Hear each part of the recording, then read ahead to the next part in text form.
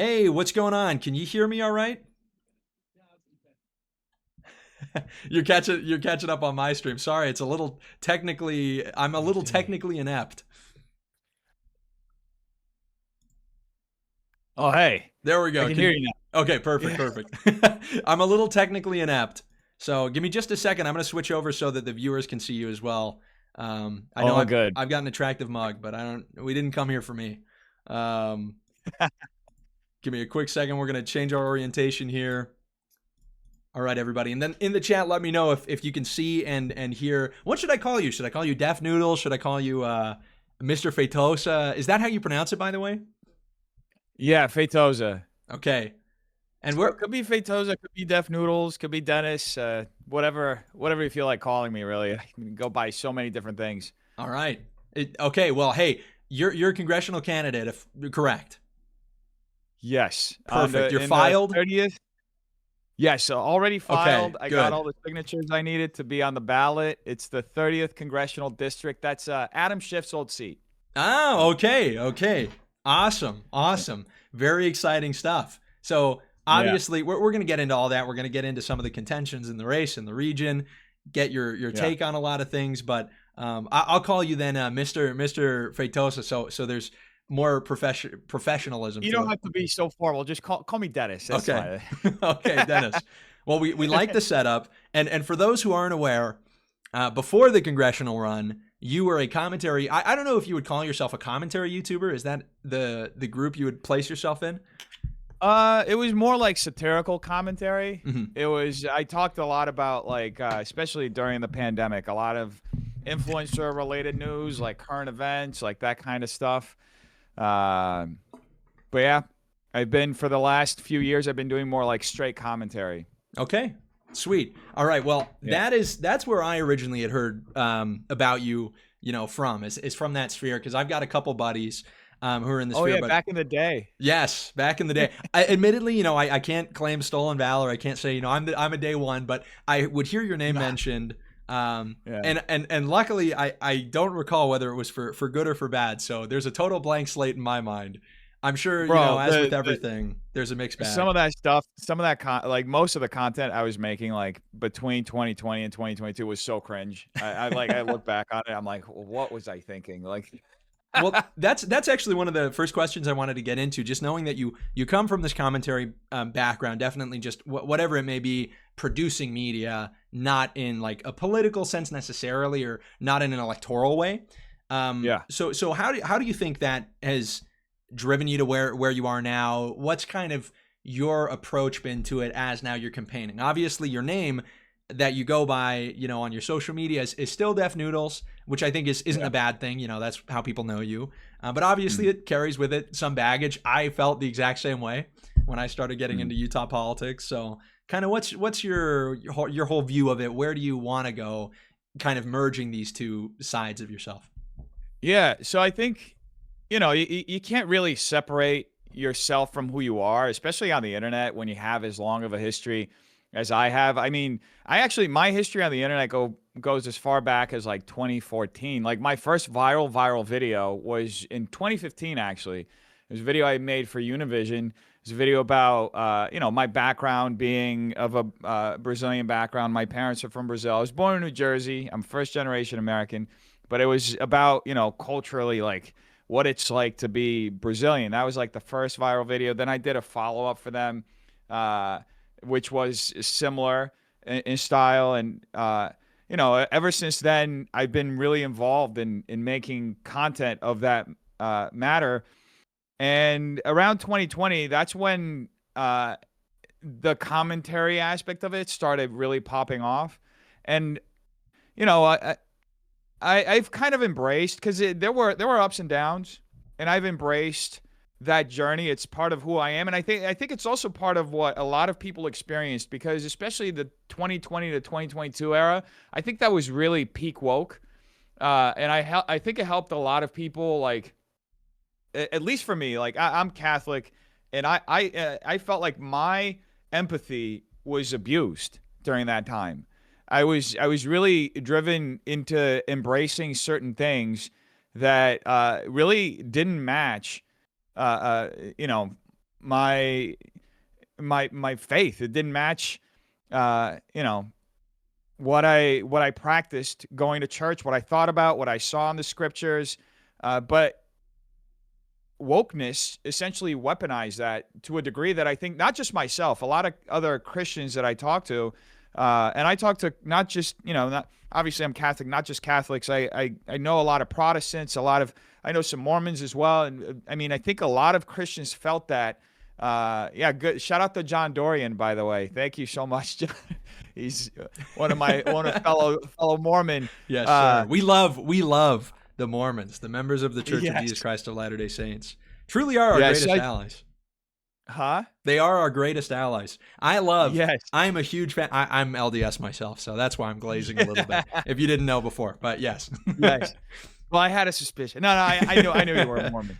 But I think a lot of Christians, because we come from that, we come from that culture of forgiveness, of trying to understand the other perspective, of acceptance, and I think to a certain extent that's been weaponized against us to accept different things that don't necessarily relate to our principles and how we view the world. And I think you see that reaction playing out in real time right now in the last year and a half, of people now moving away from that like hippy dippy version of Christ into like, no, no, no. Jesus was actually a hard ass. He was actually a badass. He's a guy who walked into the temple and flipped the tables, right? He's a guy, like, it's not easy to walk with Jesus. It's not just about accepting everything and everybody. It's about understanding that it's not easy to walk with Christ and that it comes with demands, Mhm. right? So I think that my journey on the internet kind of reflects me, because I've always been Christian, but it reflects me kind of like, in essence, moving closer to God, Mhm. and being in a position where I was making these, for lack of a better word, these like super dumb lowbrow videos, with like the lowest form of jokes that you could imagine, just pure ad hominems, and talking about some of the most uh, uh, empty sort of things that are happening on the internet, to kind of like reconnecting with Christ, and reconnecting with a purpose and journey that He had given me, and finding myself then in a position of like, okay, so how am I going to affect the world? And ultimately, getting involved in grassroots politics here in Los Angeles and seeing how that system in and of itself is broken, Mhm. and then thinking, how can I change this state that's like by far the bluest state, Mhm. right? It's the district that I'm in. It was D plus 23 before this last special election in November. Now it's D plus 37, meaning that for every 37 Democrats, there's one Republican. So it's an uphill battle, but it's you get called to do certain things, and what I believe is like, and what's been kind of shown in my life is the longer and the more that I resist it, the kind of the worse it gets. Like the quicker you just are obedient to what you're being shown is what you have to do. Mhm. The faster things kind of unravel. You Yeah, know. yeah. The story of Jonah, right, comes to mind, where he's called to, Yeah. preach to the people in Nineveh, and obviously rejects that call, and suffers in the belly of a whale for some time because of it. Yep. And then, from that, there's a whole different lesson there that I like to get into. But, this example of Jonah, where, even at the end of the day, there's still people who, despite even heeding calling, sometimes they go into it for the wrong reason, and you end up with Jonah who's like jaded. And that's not the goal. We want to be able to not only heed the call, but to ourselves be transformed as we do it, to the point where we're not upset with God because He didn't kill all of them, or something to that effect, right? Exactly. So I Well, want that's to. why that's why it's His will be done, right? Yes, Thy will be exactly. done. It's not at the end of the day. It's your will, God. And I think it's a good thing. It helps you separate your ego from like being attached to results, Yes. right? Because Yep. ultimately you're serving Him. So Yeah. No, I I could go 100% all day agree. about this. Well, and that's actually, we got a good point, or a good question, that I was going to ask here in the chat from Utah FP Doc, who says, how did a good Jersey boy end up in Cali? And I wanted to ask that, and then also kind of with your physical journey, also describe a little bit, because you've started to mention it, that journey with, being Catholic. Were you always, church going? Were you one of these CEO Christmas Easter only Catholics? How's that been for you? And then how does that correlate to kind of your progress politically? Of course. So I have a really unusual story in the sense that my parents were here on a work visa. I was born in New Jersey. My dad was finishing his degree at NYU, and he was working as a CPA at Deloitte. And when their visa expired, instead of staying here illegally, they moved back home. They did what you're supposed to do, right? Mm-hmm. And I ended up growing up in Brazil up until I was 12, and then I was sent to boarding school in Florida. I lived in Jacksonville, Florida, for many years. I went to college there. I love Florida. And then after that, I moved to New York, where I worked for about 10, 12 years. And then through work, I ended up finding myself in Los Angeles. I got a job offer out here in 2015, funny enough. I've been here ever since, and kind of just building along. I've always kind of I worked behind the scenes, mostly doing videos. Like my first job out of college, it was during the Great Recession.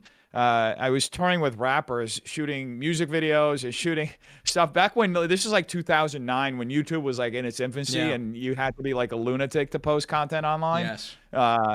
So What a time it that, was. huh? What a time it was, man. Now, Oh, now, it was now so you strange. can't post online. Everybody's a lunatic, and it's just normal now. It's not a select group now. Everybody's infected. Yeah, the lunacy has normalized. Yes.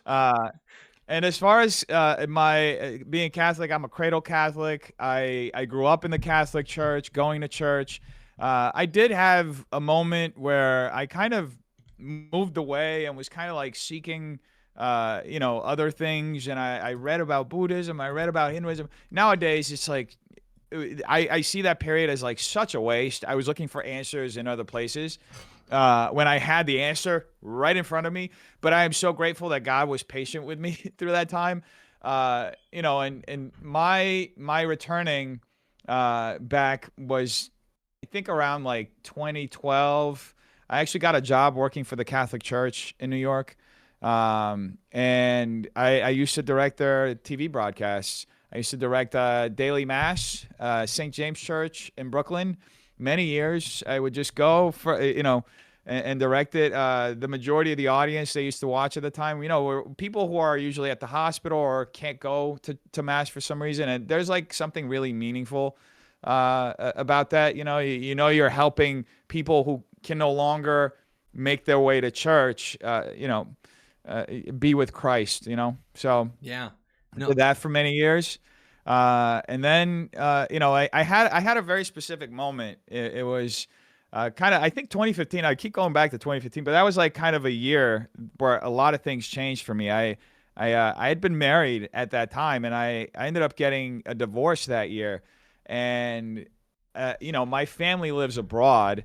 I'm here by myself, basically. Have been here most of my life by myself. And it was in that moment that I was like, it was kind of terrifying because I had nobody to fall back on. I lost all of my friends in New York because they all chose my now ex-wife. Mm. And I'm like, I'm just walking around town, and I'm like, I am completely alone. And then in the middle of that, I had a realization. I was like, actually, I'm not alone. I have God. like, so that ended up starting a new era of this journey of like just kind of meditating for a few years what it meant to walk with God, and that I was never alone. And it kind of took me a few years to actually just have that, like, understand that like I'm not actually alone. It's just so strange that nowadays it's like natural to think that he's like always with me, but back then it felt like strange. Like I'm actually not alone. He's always here, and he's watching me. And obviously there are demands that come with it, but he's here. Yeah. you No, know, that's huge. I think, there's man, there was a talk given by a general authority, one of the apostles in the Church of Jesus Christ of Latter-day Saints, who talks about he's actually Brazilian. His name is Elder Suarez. This guy's awesome. Yeah, very good. And he describes kind of this idea of finding kind of the grandness, the grandeur in these things that seem mundane. And I Yeah. like the way that you describe that, because I think, especially if you are familiar with faith, if you've been religious your whole life, there are very basic truths that you kind of take for granted until you really Mm. need them, until you really start to think that, God is present. He really does know me. I am his son. He really is listening to my prayers. And that, once you start realizing just how incredible those things are, it truly enriches your faith a lot. So I love that you mentioned that. Yeah.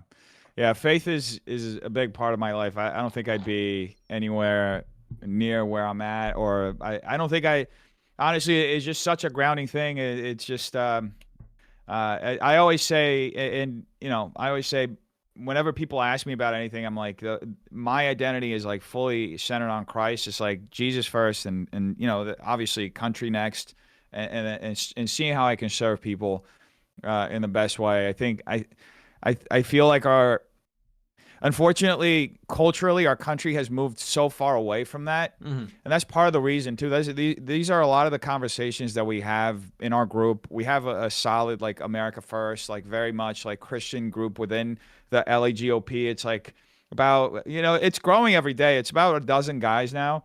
But, we talk a lot about, and we meditate a lot on the cultural and spiritual decay, especially seeing it in Los Angeles. In Los Angeles, it's like everywhere for you to see. Yeah. You just walk outside, especially in Hollywood, and it really it forces you to get even closer to God. But then every step you take, you kind of like, especially in politics where you're hyper scrutinized for everything. You kind of you're very meditative about it, right? Um, so it's really truly strange times. I mean, Yeah. No, no, big time. And that's actually, I think that's a perfect segue into kind of the meat and potatoes of the discussion. We've tackled a bit of the faith, and I'm in yeah. the same boat where I don't like separating them out too much. But I wanted your Mhm. take kind of, it sounds like, your faith is doing a lot to inspire some of the questions and concerns that you have running your Mhm. campaign, maybe some of the stuff that inspired you. What do you kind of see? How are you running this campaign? And what ways would you like to shape California? What are kind of the things that you're focusing on? Yeah. So, when I first started setting up the campaign, I did a few surveys. I talked to several people to kind of get the temperature and see what issues were affecting people in LA and in California. And as we've moved along with the campaign, and this was back in July, right, that I initially started putting the campaign together. As we've And moved, remind us when you moved there originally. Was that pre or so post that was pandemic? 2015. 2015. That Okay, was perfect. 2015. Yeah, Mhm. yeah.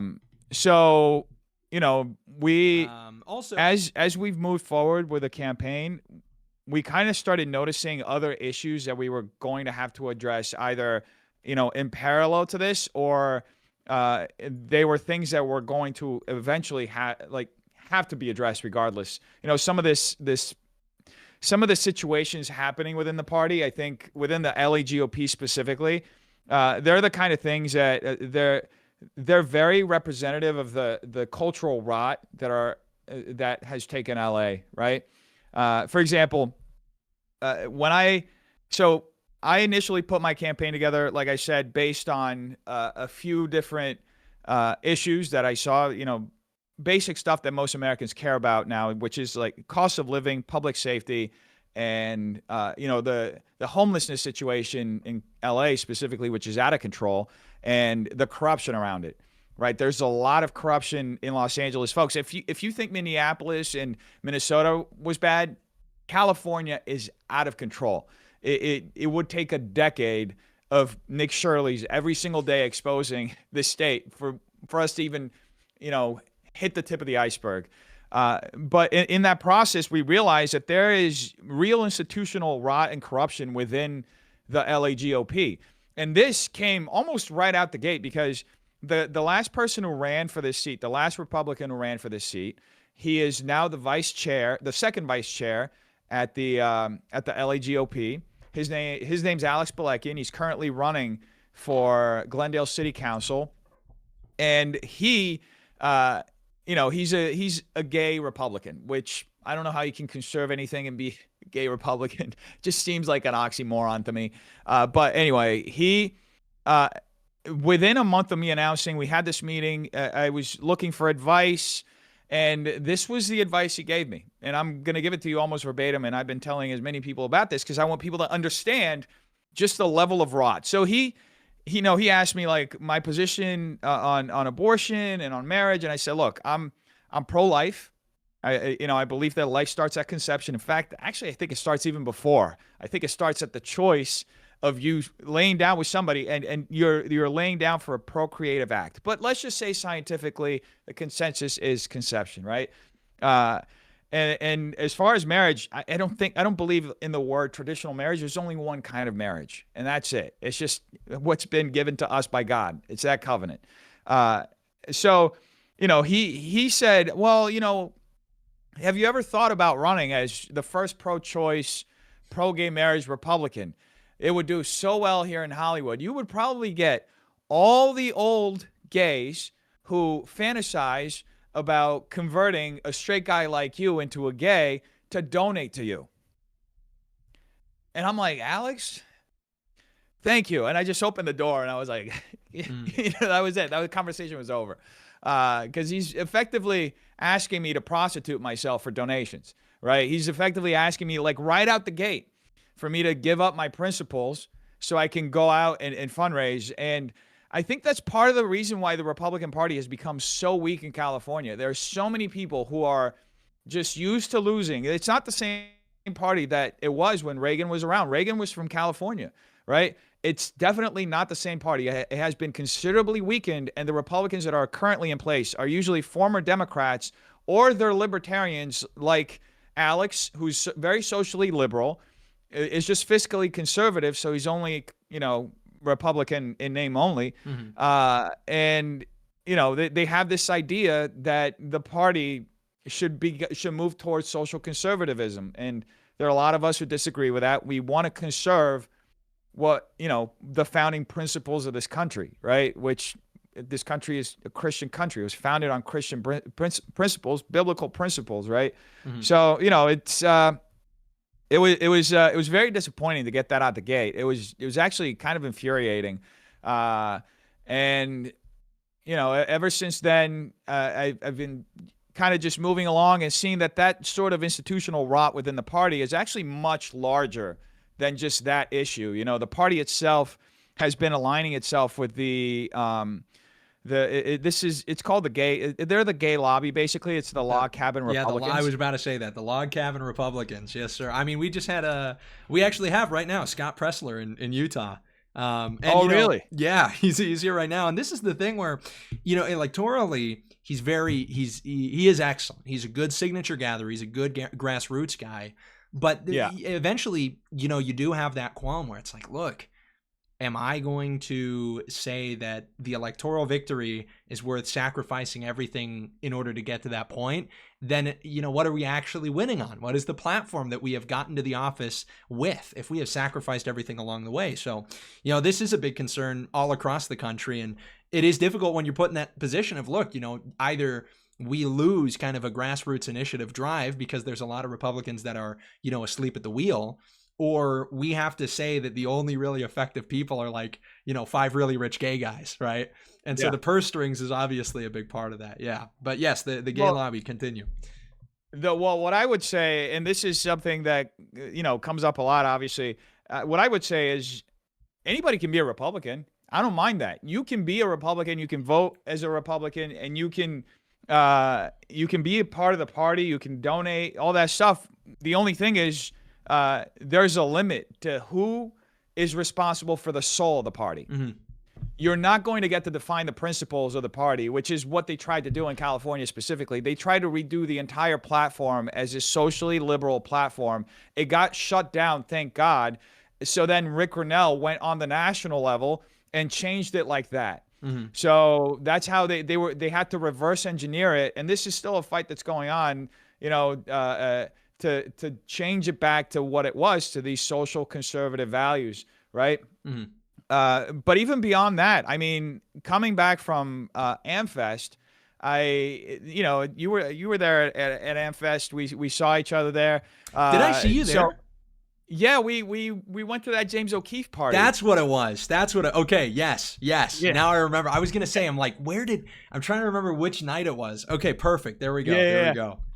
So, the Which, by thing the at way, I Amfest. want to qualify that because to the audience, look, I was not watching the James O'Keefe strippers. I was not watching the MAGA strippers. I did not enter the establishment. I was outside hanging out, chatting with cool people, just for the record. But yeah, go Yes, on. there was an outside area. Uh, so, um, at Amfest, it became obvious that there's a rift in the party, right?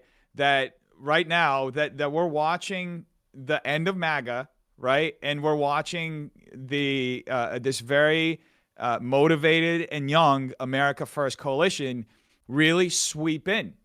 And it's a thing. Even if people aren't America First necessarily and don't have the terminology for it and don't know where it comes from or what the principles are, there is that feeling that America should come first.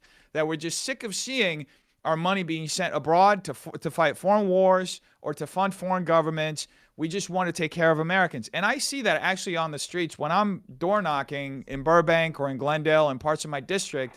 I see both Democrats, independents. I see, a lot of Republicans. That's a very real concern. They want the money to stay here, Mhm. right? Um, that said, considering that rift, there was a specific incident that happened, and I won't even qualify it as an incident. This was this. So we had this debate booth, right, where we were debating people, and anybody could stop by and debate us, and we would have different prompts go up. At one point, I put up that Ben Shapiro is, and I don't know if I can say this word, but I said Ben Shapiro is the F slur. I'll let you fill that out. I don't know if Kick allows it. This is my first time back on Kick, so I appreciate the safe bet. For the record, slur is generally fine. We try to stay away from swear words, but I appreciate the Yeah, yeah, caution. yeah. Yeah. So I said I put we well it was somebody that was with us put that up, and I debated that because I thought that what Ben Shapiro did on that first day was just like it was unnecessary. Yeah. He just went after everybody, just created this really negative tone to everything, and it all became about all this inter-party drama when the reality was there. It's unavoidable, it's unstoppable. You're not going to change the movement that's happening in the party because it's a reaction to what we're seeing actively happening in the country, and it's a feeling that's shared by most Americans right now. It's a very tangible, real thing, right? So in the middle of all that, I'm debating somebody, and then I just step away for a second, and I see one of my friends who's advising my campaign. He's debating somebody who's pretty high up in the LA GOP. She is actually part of the Jewish Mhm. she's a Jewish liaison for the LA GOP. Do we get names? Uh, huh? Do we get names? Yeah, Elizabeth Barkelhana, that's her name. Okay, So he's Barcelona. he's talking with her, and she is but he's actually more debating this guy Eyal Jacoby. Have you heard of him?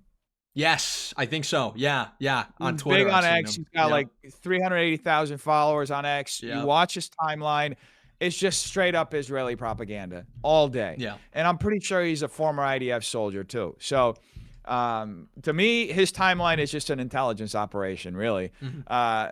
But anyway, so I see that the conversation is getting kind of heated. So I approach them, and I don't want them like fighting each other. I know both of them relatively well. I know Elizabeth and my friend. Uh, so that I try to like be a peacemaker, and I go. And I try to I go to shake hands with Eyal, and I notice his hand is like wet and cold. He's like angry. He's like agitated and flustered, and I'm like, okay, this is not going good. This guy's really mad. I like actually mad. Cortisol And spiking. Worst mistake. cortisol spike beyond imagination. Uh, so immediately when I engage them, like I become his target. And the next 30 minutes is just this guy like rattling off talking points and like everything that you probably already heard. Being spouted off by like the Laura Loomers of the world and like just your usual propaganda. And anyway, the conversation ends. They say they have to go to Shabbat dinner. And they leave. We go do our own thing. And we come back to LA, and this conversation starts that I'm an anti-Semite around the party. And I hear that this is coming from Elizabeth. She's going around telling everybody that I'm an anti-Semite, right? Uh, and then I start hearing that they're looking to run somebody against me. The party, as a result of that, is looking to find somebody to run against me now because I dared to criticize. I didn't even criticize Israel, honestly. I criticized Ben Shapiro, and that made me an anti-Semite. So the party is looking to split votes, and from what I've heard from different people in the party, they're looking to they're recruiting a gay Jew to run against me. Perfect. Perfect. Couldn't be more establishment, right? It couldn't Yes. fit more like the. So, I mean, that's all. That goes to show you the rot that's happening within the party, right? That it wasn't like, and look, just to add more context, the LA GOP is not doing well financially. They're very, very stripped of resources. They're having a hard time getting enough candidates for other seats. They're about like, I think 2,000 different seats, offices, public offices in the LA County area that they could be running people in. That's not just congressional seats that goes state assembly, state senate, community college board, education board, all sorts of seats that they could be finding and recruiting people for, right? But now they're trying to recruit somebody to run against me because I guess I upended their narrative or I pissed off the wrong people for questioning something, Yeah. No, that's so that establishment pushback. It's a good sign, right? You get the most flat cannon fire right when you're above the target. But I see that a lot. You have this kind of entrenched GOP, and then as you described, this kind of rising America first. Certainly, very skeptical of Israel. And I think now, and this is something I wanted to ask you. I think one of the big concerns now is that you almost see it become like that in and of itself. The conversation about Israel has kind of hit the mainstream so dramatically, so significantly, that now there's almost a concern, at least it's a concern of mine and of a couple other people, that this in and of itself is a strategy to kind of derail things, either to, make the party look ridiculous through some of the things, somebody like a Candace Owens has said, and I don't know what you feel about her, but whatever the case is, she's huge on YouTube, and it seems inexplicable that she still has retained her platform given some of the stuff she said. Well, I think she's controlled opposition of sorts, but I'll let you finish before I get into those theories. Yeah. Well, and that's a little bit of the question, and it's an opportunity for you as well to talk about kind of how you've gotten there and what your whole take on it is, knowing that there is this huge movement. I think a lot of people what they want to know is how you come about during that process. There's this huge caution now that there are people who understand that it is a grift. At this point on Twitter, on X, if you're posting something that's anti-Israel, that is guaranteed engagement. And so I think there is some suspicion that people have now, just as much for Israeli operatives or people who are posting super Zionist content, just as much as there is now with people who are posting anti-Zionist content. So for you, how was it that became something you were aware of? What space does it occupy as a part of your campaign? And I suppose I'll kind of give you the second question afterwards. But yeah, if you wouldn't mind just going ahead on that point, because I know that's something people ask. And that's absolutely fair to have those questions, because there is money to be made. Like you mentioned, Candace Owens, there are other people as well who their entire social media presence is just them going after the Jews, basically. And it's like anything is like the Jews. It becomes almost like a parody or a cartoon. And I would add, I think they're not even like, these people are not ideologically right wing. They are they would flip on people who are ideologically right wing if those people stopped parroting like this one answer to every question. Of course. Well, for me, I got to be honest with you. I'm actually pretty close with a lot of the big Jewish donors in the party. I was relatively neutral as far as Israel goes and as far as Jewish influence in government until probably towards the end of last year. Seeing the pushback, I mean, when I went to Amfest, I don't think I was as critical of their influence in our government as I currently am. It was more of like, yes, I knew there were these criticisms. I was kind of following along. I recognized that what they were doing in Gaza was extreme and it was absolutely inhumane, right? And a genocide, 100%. Now, seeing their reaction to just light criticism, like just criticizing a Jewish person and having there are literal articles that are written about me being an anti-Semite because of that. And seeing the reaction within the party as well, I was like, okay, there's a problem here. Like the fact that I can't express these ideas even lightly, and I'm already getting this sort of pushback where I'm being sidelined in the party, where I'm having my character assassinated because I dared to, level this criticism. There's a problem here, you know? So, and the problem's institutional. And to an effect, it's also cultural. And then obviously you go down that path, and then you start noticing all this other stuff, and you start seeing, okay, so this ties to that, this ties to that, and all of a sudden it's easy to go down that path, like you said, of like then blaming everything on them, but that's not the point with this. The point is to have a party that represents America first. That's it. I want the party to represent American interests, and seeing how you can't even question within the party our involvement with Israel or question a Jewish person. That shouldn't be the status quo. Mm-hmm. Yeah. Um, Big time. So that you would say it's something that occurred more naturally as you became more involved with politics. yeah, and it happened more as like my own shift happened more as a result of the pushback that I got. Because I mean, look, if they hadn't pushed back the way that they did, like, and I'm saying in terms of the Jewish personalities that reacted the way that they did, Yeah. probably would be at the exact same spot that I was before. I'd be relatively neutral and thinking, yeah, Israel, not that we should keep sending our money down there, but they're a friendly country, Yeah. and I just want to be able to voice concerns without having my life destroyed. Yeah. And I think that is the sentiment a lot of people obviously are sharing. And that's certainly, I think now that is the mainstream position. And so the big thing is to kind of realize where that comes from. Because there are people, who, if they're not as interested in the electoral politics, they are interested in just that one issue. And that one issue becomes the brand. And it is something that, yeah, like you and I were talking about with Candace Owens, it's a counter op. It is totally like a gay op in order to make people with those criticisms just look even more ridiculous. But I got one more question for you. And then we'll dive into some of the questions. Guys, if you want to ask Mr. Defnoodles, Dennis, a question, feel free to super chat, power chat, or YouTube, wherever you guys want to send it. I'll be able to read through all of them. But yeah, so this is kind of my biggest question. I'm interested, obviously, in politics. I'm doing more of the commentary. But one of the big things is realizing kind of the political game. And every decision is intentional. And I think especially when you come from a commentary or just like when you're politically engaged but not electorally engaged, which is definitely different. You're watching the news cycle, but you're not campaigning or interning.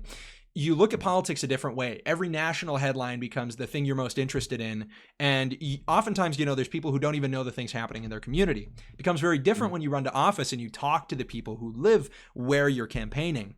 So I guess my question, and this goes maybe to politics in general, is about why decide to run in this district, which is an overwhelmingly Democrat district. What is your end goal? What's like your best case scenario? Where do you intend to go after the campaign? And if there was a conversation, what was kind of the decision-making process of running for this congressional seat in the U.S. House of Representatives instead of just at a more local precinct or county level? Of course. So part of the idea is so let me start. There were a few different questions there. Yes. So why this district? So I live in Hollywood. My office is in Hollywood. I'm here every day. I'm part of the assembly district that covers most of Glendale. And We so love I'm our in the Armenians. district. We love the Armenians. Let's go. We love the Armenians. I'm I'm in the district actively, already. I know a lot of people in Burbank. I see all the issues. I pay a boatload of taxes in this district. I see how my money gets spent. I'm upset about how it's being mismanaged. I've been to meetings at the Board of Supervisors and seeing them clear $100 million towards homelessness to convert motels, and seeing that money just evaporate and not go anywhere. And then thank God we have Bill Asaley, here as U.S. attorney, because he started arresting some of these folks. But I'm actively seeing how I'm invested into this district. I'm seeing the misery that is around me. The homelessness. Here's a great example of this. When I first got this office, so I'm on the corner of Sunset and Gardner.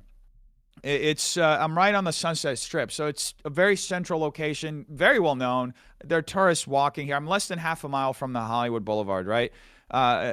Historic area of Hollywood. You would expect, for the price that I pay and the taxes that I pay, that this is like the best place on earth to do business. Well, within a month of me getting this office, one person started camping out directly in front of my business's door. And immediately my neighbor's like, hey, you have to get this person to move, because this will blow out within just a couple of days, and it will cover the entire block. They weren't wrong. Within 2 days, they had covered the entire block. There were almost a dozen tents all the way to Sunset. And when I tell you that these folks were right in front of my office doing drugs, a lot of them had mental health issues. There was one trans person who was a prostitute who was just during the day turning tricks on a transparent tent. And this was the end of COVID. So there's a restaurant across the street from me. So you had children eating in the restaurant while this person's turning tricks inside this transparent tent for them to watch, this trans person. So, I mean, that's absolutely unacceptable. And when you call the city, no response whatsoever, right? And like I said, I'm paying taxes out the wazoo. It's crazy. I'm seeing my money just go into taxes and none of it being reinvested into my area. On top of that, there were several situations where I was trying to expand my business and get a liquor license, for example, because I have a comedy club here. And there was one specific instance that I love to bring up. To get a liquor license in Los Angeles, it's not easy. It's $250,000 that you have to pay mostly up front, and it'll take you about 2 years to get it. And you have to meet with the city and go through all these inspections, and you have a hearing, and you have to pay for the entire process, right? And so I meet with this little bureaucrat downtown, and he's like on his laptop running all the numbers and doing all this stuff, and he starts laughing. So I ask him, why are you laughing? What's so funny? And he says, I've never had a small business owner here. And I'm like, well, that's weird. What kind of people are you meeting with? Well, usually lawyers representing investors, right?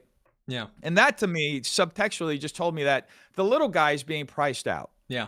Right? The mom and pops aren't having an opportunity. I mean, what kind of family or individual has $500,000 at least, or close to that? Because yes, it's $250,000 to get the liquor license. But what they don't tell you is that you can't be selling any product. You're not licensed to sell any product until you have the license. So you need at least another $200,000 to keep paying the rent, the insurance, to have the space, because you can't get a liquor license without having the space, right?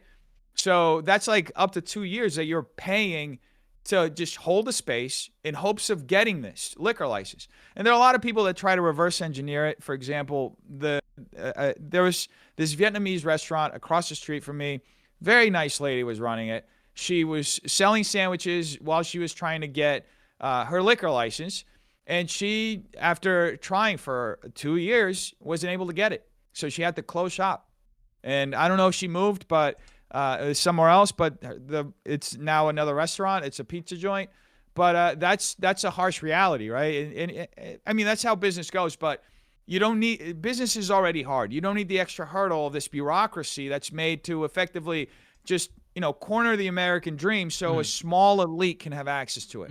That's how I see it. Kind of on that point, then that's maybe the question, right? I think absolutely, you want to be able to tackle this stuff in the U.S. House of Representatives. was there a Mhm. conversation? Did you contemplate, running for the local, like for the state House of Representatives, or in that specific state district? Do you feel like you'd be able to do more or less, like either nationally or federally, I mean, versus statewide? Kind of what's your perspective there? Yeah, so the part of the reason for why I chose the U.S. House of Representatives is because this is considered a safe seat, right? Strategically, Democrats consider this an ultra safe seat. It's like I said, a D plus 37 now, a seat now. So they're probably not looking at spending money here, right? They get a lot of their money through Act Blue and through all of these other fundraising platforms that they have, and they just funnel money into these different, districts, and they target Republican districts, districts that have majority red, or they just want it. They want the entire state to be blue, and they're, after the redistricting, they're pretty much there. We're only going to have 2 or 3 Republican Congress people, right? So the idea is to run for one of these seats, these hyper blue seats, because doing so and running well, what happens is, and I'm going to use a metaphor to illustrate this. Let's say the Democrat operation is like an octopus, right? And let's look at LA County like the head of the octopus, right? The tentacles are spread out. If you attack the head, that causes all the tentacles to come in. So they're going to have to pull resources out of other battles that they're fighting, and you're going to weaken them to a sense where you can hopefully help more Republicans get elected in other districts. So, ultimately the goal is to win this seat, and it's possible. It's happened before. I mean, you have the example of there's one in-state example, Elizabeth Wong Allers. She ran for state senate on a D plus 23 district, and she closed the gap down to 3 points. She lost by just a few hundred votes. There's another example recently. This was a reverse situation. It was in Tennessee. There was it was an R plus 23 district. This was a very disliked Democrat that was running there. Her tape went viral. She said she hates Nashville, right? I don't know if you remember, this case happened end of last year. She closed, it was an R plus 23 district. She closed that down to 3 points as well. She barely lost, right? So even an unlikable candidate can close the gap like that. So the idea obviously is to win. It's going to be an uphill battle. It's going to take a lot of reactivating people who are on the sidelines and door knocking and meeting people. But at the same time, minimum, I get Democrats to spend all these resources in a quote unquote safe district for them. And I open up races, 10 other races, and I could help 10 other people get elected because they don't have, all of a sudden, instead of thinking they're going to spend $250,000 into this district, they end up spending $10 million, and they don't have money for that other race. And, candidate XYZ wins that race as a result, right? Republican candidate XYZ. So it's a multi-front warfare I'm thinking of it like a team. Okay. And do you have a coalition like that? Do you have other candidates in these different races? Oh yeah, we have other congressional candidates. We have state assembly candidates that we're working with. I have endorsements from state assembly, current state assembly electeds, state senate electeds. Most of the CRAs, all of them in my district support me. So I'm working within the current party infrastructure, and I'm also helping build out local chapters at universities so we can expand our ground game. Because the idea is we're starting to take back the state, right? This is the beginning of the war, really. Yeah. I anticipate within 6 to 8 years max, we'll have flipped the state red. Okay. Well, I think that's a very, I hope you're right. I think the redistricting issue, this is really screwing stuff up a lot more than people think.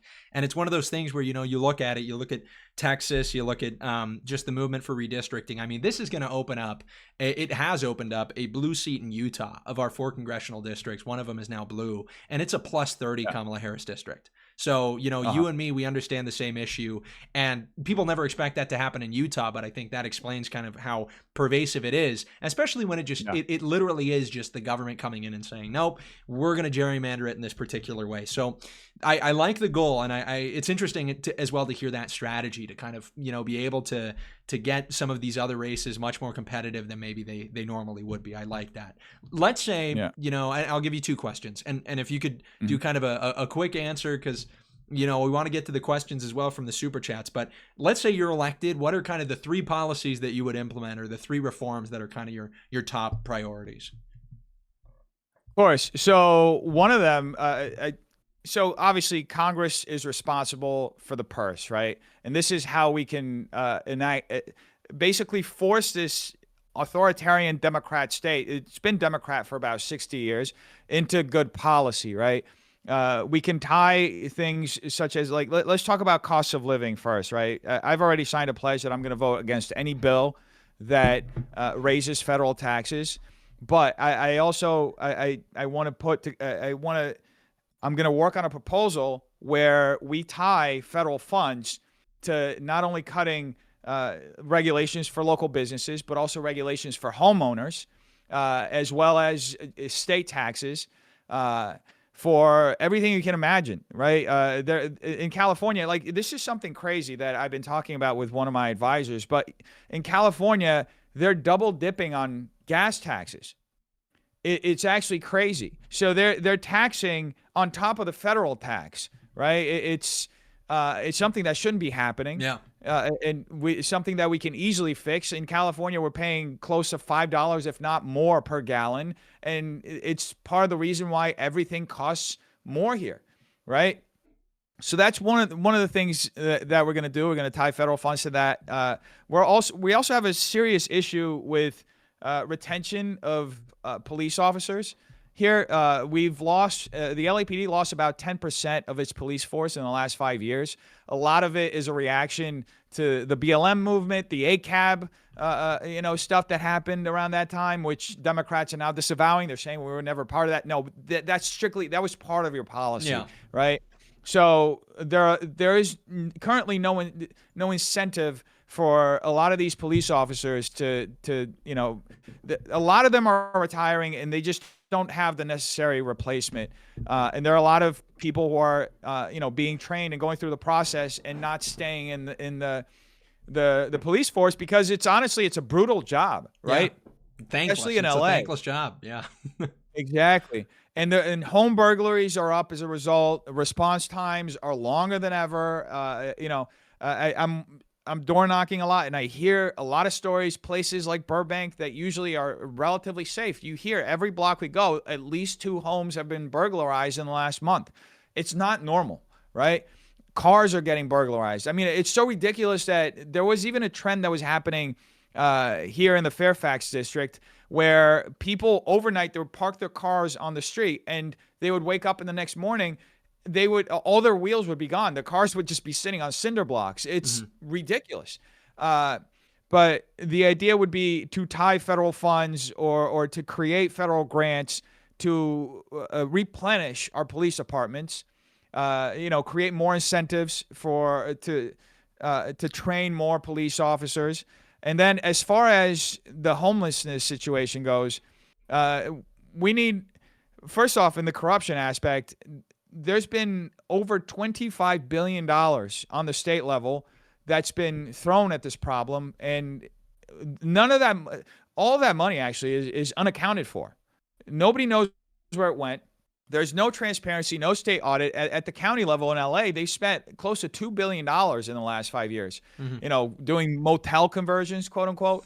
$115 million of that money was given to an organization called Shangri-La Industries. And the owner, the founder of that company, was later exposed for getting that money that was supposed to go to motel conversions and renting out mansions for himself, throwing lavish parties for his influencer girlfriend, traveling on private jets. He was arrested last year, but this is what our tax money is going to funding. So it would be very easy to just go through and see if any federal money had been spent in that manner, if the state had allocated any federal money that just disappeared in this homeless grift, or the bullet train as well. That's another investigation we can look at.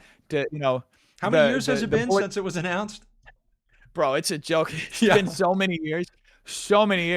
But that could be an easy way to start holding the state accountable for the corruption that's it's everywhere. We have to do that, and we have to do that on behalf of Californians, because the state and the county have just failed at being able to hold themselves accountable. Mm. To just paint the picture even further, our county controller, Kevin Mejia, far leftist, as far as you can imagine, just as far as our mayor, Karen Bass, who's a communist, by the way, was trained with Fidel Castro. She blocks every opportunity that every sort of investigation that he's tried to do as far as where the money has gone. She blocks it. She doesn't allow him to investigate because she's in bed with a lot of the NGOs that have been getting this money, right? She's in bed with LASA, which is the one of the main homeless housing organizations here. It's been proven in emails. So, we have to bring accountability to the state, and we have to also flip the way the state has been trying to correct the homelessness issue here, which is they've been focusing on building housing first, for people who aren't necessarily ready for housing. I've volunteered for the last 2 years in Skid Row. Once a week, I go there, and it's been eye-opening to see what a lot of people are experiencing. But the majority of them are either suffering with some level of addiction, or they have severe mental health issues, and they're just not ready for housing. Yeah. So this is something, not to interrupt you, but and you don't have to agree with this, because I get to do the commentary and you get to run for office, so we have maybe different angles we can take. There is really just like, the more I look into this issue, I'm like looking at these different proposed solutions, and I keep coming back to this idea that it's like, look, if there's like a significant subsect of these people who are on the street not just because they're down on their luck, but either through mental deficiency or genuine like derangement, psychosis, whatever it may be, drug induced, whatever it may be. There's a certain subsect of the population that I think literally just like needs to be in something equivalent to a jail. And obviously, like, you want to take care of them, but there will always be a subsect of the population that cannot be responded to in a way that every other kind of functional person can be responded to, where you can give them a place to live and you can give them resources. At a certain point, you literally just need people in a controlled environment, and that's where they have to stay, because I do believe there is a population that cannot be rehabilitated, that cannot be reintroduced, and it is oftentimes not any fault of their own. What we have to dedicate ourselves to is truly reducing the ability for more and more people to be put into those positions. We have to reduce the accessibility of drugs, opiates, all of these things that will induce that psychosis, that will push them to the point of no return. But there is some portion of the population, I think people would be insane to deny it, that nowadays we see a lot more of, because there is far more welfare subsistence. I don't know, back in like Athens, back in Greece, I think all these people find their way to one place, or they die like in random acts of violence or something to that degree. We're a much more humane society, but I think that there is some aspect of the answer here that just literally has to be putting them in a controlled environment for good.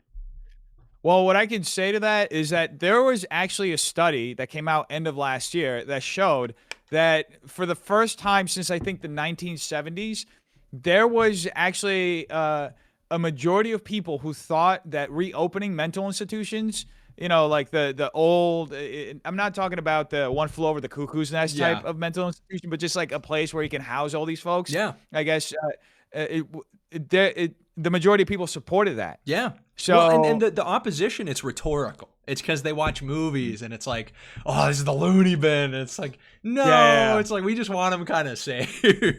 Yeah. Yeah, you would treat, of course, it would be like a humane, thing. The reality is, and you kind of touched on this, there are a lot of people who either as a result of, a mental illness or a specific drug addiction, or sometimes they just don't want to live in a place. I mean, they're genuinely people who have all their stuff together. They just want to live off the grid. Yeah. And they want to do it on the streets. But I think that it's really not conducive to I would say, it's not conducive to having an organized society, having such a large population of people just living on the street in squalor. Yeah. Right. It's not something that we should accept, and it's something that we should honestly look for a solution that's obviously, like we were talking about, humane, but that that doesn't perpetuate that problem. Because right now, a lot of politicians have actually they've done the opposite. They've actually figured out a way to monetize it, Yeah. which is actually even more inhumane, right? Yes. Yeah, 100%. I mean, So, it's you have this like permanent like underclass, and I don't know, dude. And you get to it at some point where you realize, these people, actually they don't have a place of residence, but I'm sure they figure out a way to get him to vote. I'm sure they're oh smart yeah, enough to get him voting. If they can get him there awake to the 100%. polls, what's going to stop anybody from filling out their ballot? But well, hey, No, and in a state like, mhm, just to your point, in a state like California, where when you go to vote, they don't check your ID. mhm, They don't ask. They don't even want to ask you your name. yeah, They just ask you your address, and then they have you sign on the line. They don't verify your signature, and then they give you an empty ballot, and you go, you fill it out. That's it. yeah, It's crazy. yep. The largest, California is the largest state, right? Is New York larger than California? I have to think as far as population goes. Oh, Uh, population wise, I think it's California. I think is takes the yeah, cake. the largest, arguably the most influential state in the union with the most congressional seats, and there's no control whatsoever on who's voting. Yeah, Crazy. crazy stuff. Well, hey, that's awesome. We'd love to obviously see some proposals to clean that up too. That's a big issue all around the country. But let's jump into Yeah, some of the questions that people got. I let's appreciate you do it. seriously for your time. It's been a fun Of course, conversation. this is great. Um, I love it. and let's start. Let's see. We had a super chat at the beginning when you were mentioning marriage. House of Israel 77 LDS user. Let's go says regarding marriage given to us by God by the covenant. Perfect. All exclamation or all caps. So well done. You had a good reply for Mr. House of Israel. Thank you for the 5. And now we've got a contentious one. And this one, I'm just going to let you take it because, like I said, I don't know enough about your commentary videos from before. But there's a question for Defnoodles from Mega ED Productions. Says, what was up with the daily uploading 1-minute garbage videos, suicide baiting on Reddit, deleting everything, and 2 months later return as MAGA, uploading political stuff for a year now? I'll let you take that. Well, I mean, I was at one point I was making entertainment videos. That's really what that was, and I took a step away. So and I reflected a lot. I thought about, I thought about what I wanted to do with what the gifts that God has given me, and it just pushed me in this direction. Honestly, it I think that it's very easy, especially in this business, to kind of lose sight of things and kind of lose sight of yourself as well as you lose sight of things. Uh, and I think that happened to me definitely at one point. I think especially around 2022.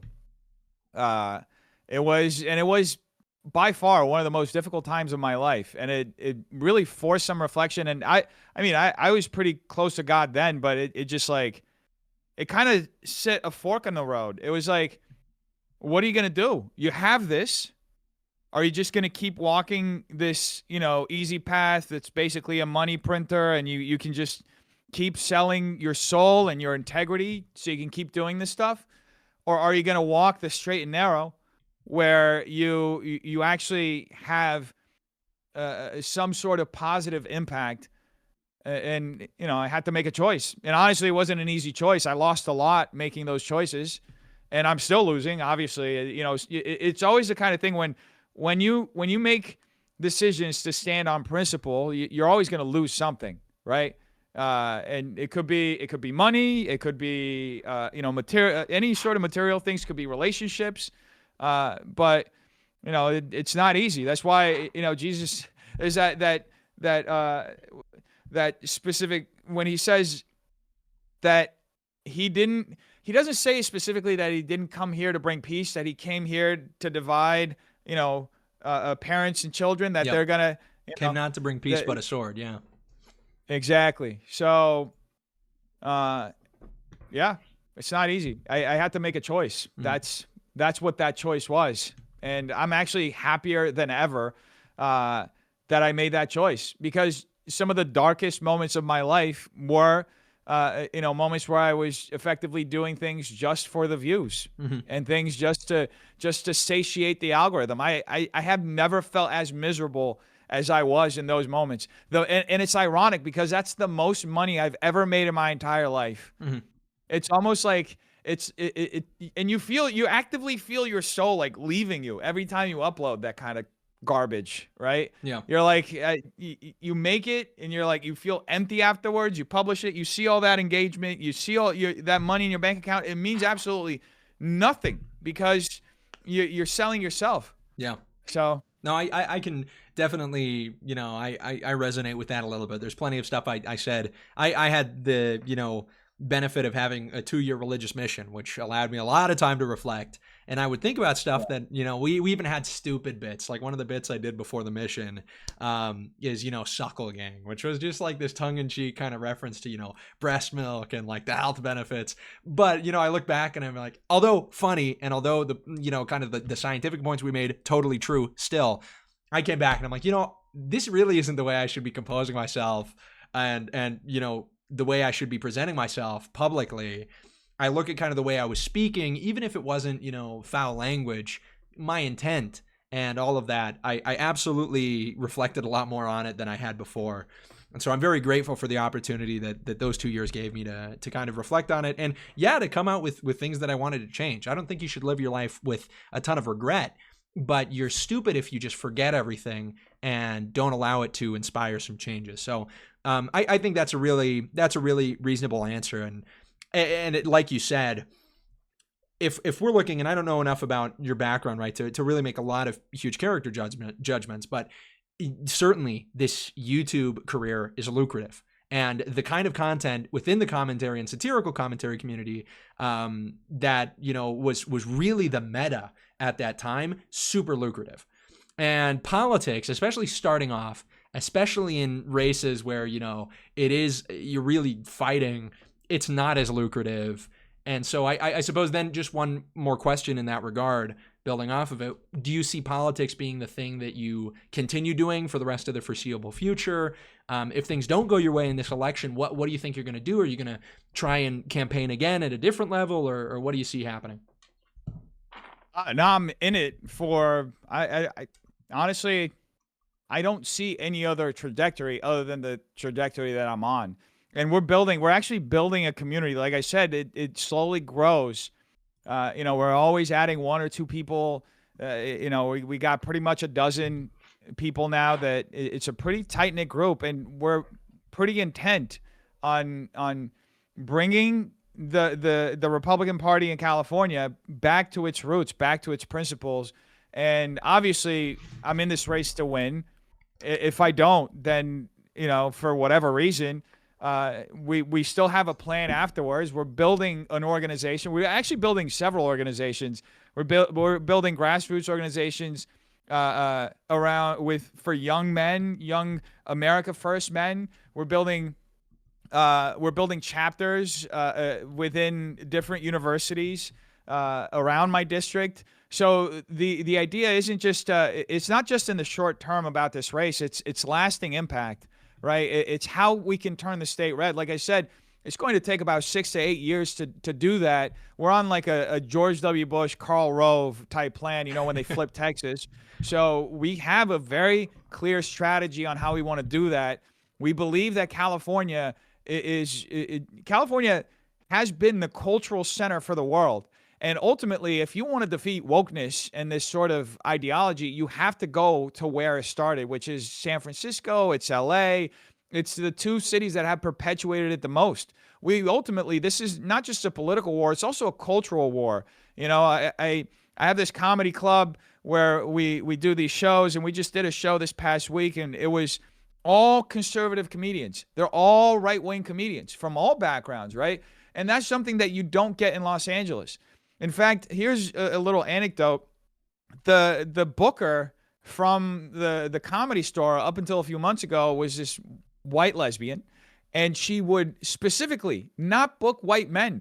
In fact, one of the most famous stories that I heard from several comedians was how, Matt Rife, one of the biggest comedians in the world at one point, I don't know if he's as popular as he used to be a couple of years ago, but at the height of his popularity, she refused to book him on a show because she looked at the lineup and she said, yeah, we've had too many white men here this week. that sort of discrimination shouldn't be accepted. Yeah. Period. That's clear discrimination. Who cares? He's the most popular comedian in the world. How are you going to turn him down just because of his race, Yeah. because of his skin color? So, we did a show here. A lot of people, funny enough, there was a lot of pushback because we purposely pushed the boundaries. We named the show Whites Only. Okay. So Let's go. it was meant Let's to be. go. That's It was funny in and meant to of be itself. That's provocative. good. Yeah, it was meant to be provocative, but we had people who work and perform at the Groundlings, people who work and perform at different comedy institutions here in Los Angeles, who literally got threatened that they would never work in this town again for merely being put on a show. And by the way, the show is named Whites Only, but we had people of different racial and ethnic backgrounds on it as well. It was just supposed to be a joke, right? It was like a whites only and a black guy and a woman with an actual vagina and that kind of stuff. Like, so so this war is like a multi-front war. It's not just the politics side, it's also the cultural side. Ideally, I'd love it if we went back to a time where Hollywood had those sort of like John Hughes movies, the stuff that I grew up watching, Home Alone. Like, you don't see Hollywood make that content anymore, and there's a reason why. They've sold themselves to become Marxist propagandists, and you have the Netflix buying out Time Warner. Netflix is just propaganda. Yeah. So we have to, we're in the heart of it. We're in the belly of the beast, and this is part of the mission. It's to push back politically and push back culturally so we can take it back. Absolutely. Well, hey, perfect. Appreciate the answer there. And thank you as well, Mr. Mega Ed Productions, for the super chat. The question, Aerodynamic 11, he says, as if I needed another reason to mog on Elizabeth B. Def is our guy. Got to meet him when he hosted Sam Tripoli. Keep up the great work, Kai. The IRVM. I don't know, the IRVM. I don't know if that's some kind of inside joke that you or I are supposed to get. But who's Elizabeth B, by the way? That's Elizabeth Barkelhana, the LA GOP. There we go. Jewish liaison. But that's crazy. That show with Sam Tripoli was a while ago. Hey, thanks for coming. That was a great show. That was one of the shows that we did here. In fact, Sam at the time mentioned that so post-pandemic, a lot of comedy venues in LA closed, which meant that a lot of these like edgier shows where you could just go up and say anything ended up, unfortunately not having a home anymore. And Sam said that he's obviously has a weekly show at the Comedy Store, so he's fine, but he did a more edgy show at a smaller venue. And he mentioned that, that venue closed, so he was unfortunately not able to do that show anymore. I'd love to have him do it over here.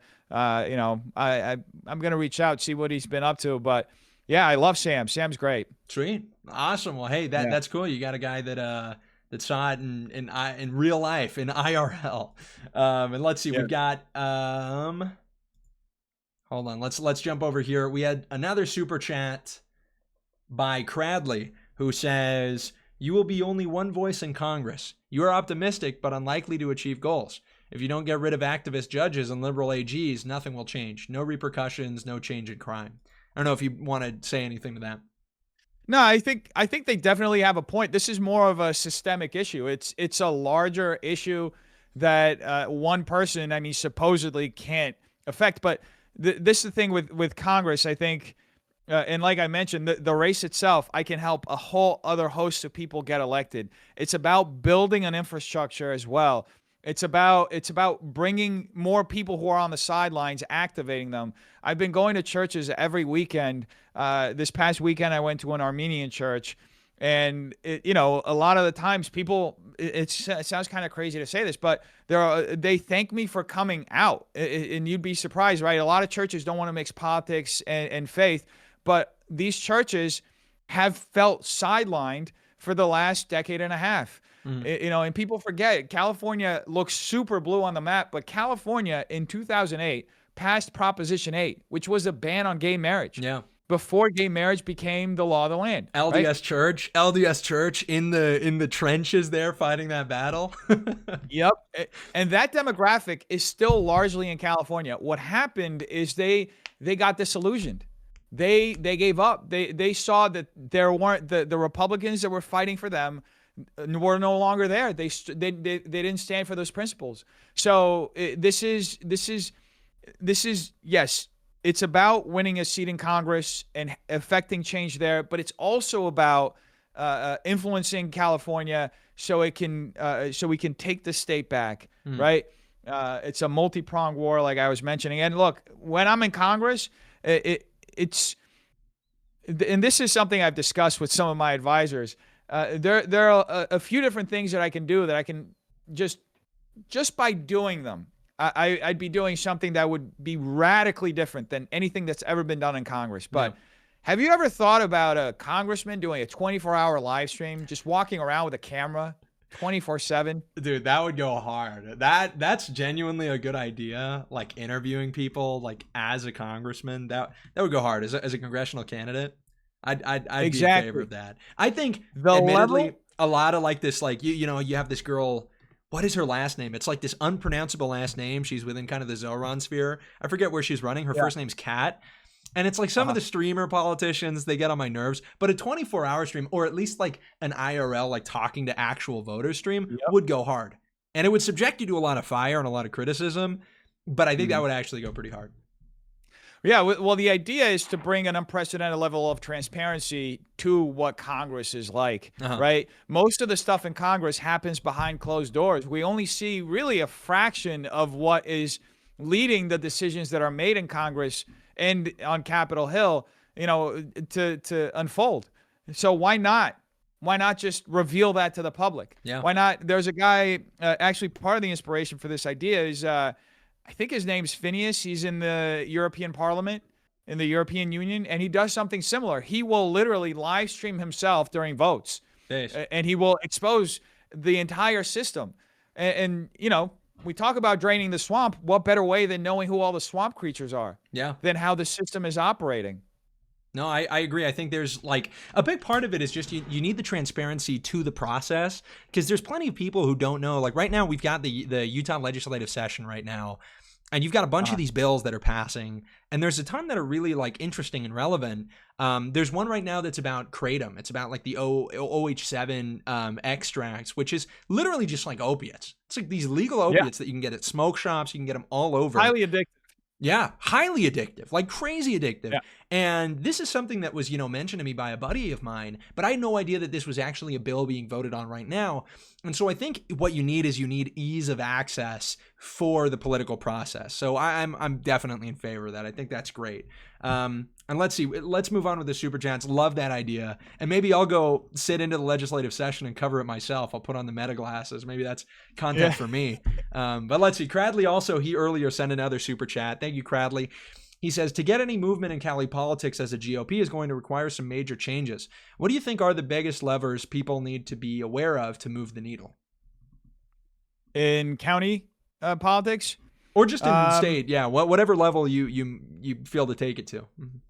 I would say know who your representatives are. Most people don't know who their assembly district representatives are. They don't know who their state senators are. They don't know that they have an assembly district. Yeah. They don't know who's in their central committee. They don't know that when they're voting in elections, they're voting for the members that are going to be a part of that assembly district. Those are publicly elected offices. There's 7 spots. So try to find out who those individuals are because they make decisions on how the party is run. They're part of the vote, right?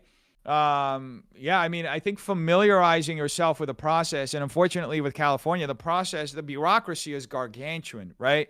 There's so many offices. Like I said, just in LA County alone, there are over 2,000 seats that are open, that are up for election in the next election. It's a huge amount of people who are going to be elected in office, and a lot of these races go up uncontested.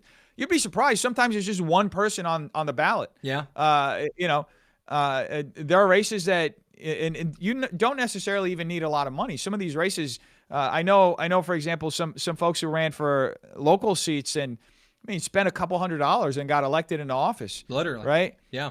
I'll say at the precinct level, just to kind of add my 2 cents in here, Utah's a little different. It's not as populous, but the precinct is the most basic level of political organization that a state has. And the precincts, I mean, Utah's interesting because we have a caucus. We have got a caucus within the party that convenes, and it's not, the direct primary that most states have, like California has, which actually makes it in some ways easier and in some ways more difficult. It's like the difference between a direct democracy and a representative democracy or republic. And at the precinct level, you're 100% right. It's like we look, and the Republican Party, the GOP looks and compiles, okay, do we even have people running in these races? Who can we get? And you'll often find that your state GOP will throw you resources in order to have somebody running for that seat. And yeah, I think that's huge. And once you're there, you're a part of the state central committee, or you're part of the county committee, right? And you will go to those meetings and you'll actually have a voice in the direction the party takes going forward. So I'm glad you mentioned that. That's a big thing that I'm trying to get people more involved in, is actually running for those seats that, like you said, go uncontested or they're just open, right? Yeah. And all politics is local at the end. Yes, the national level is what everybody's looking at. That's what generates the headlines and everything. But at the local level, that's really where you have the most impact if you want to really change and affect your community. 100%, 100%. Well, awesome.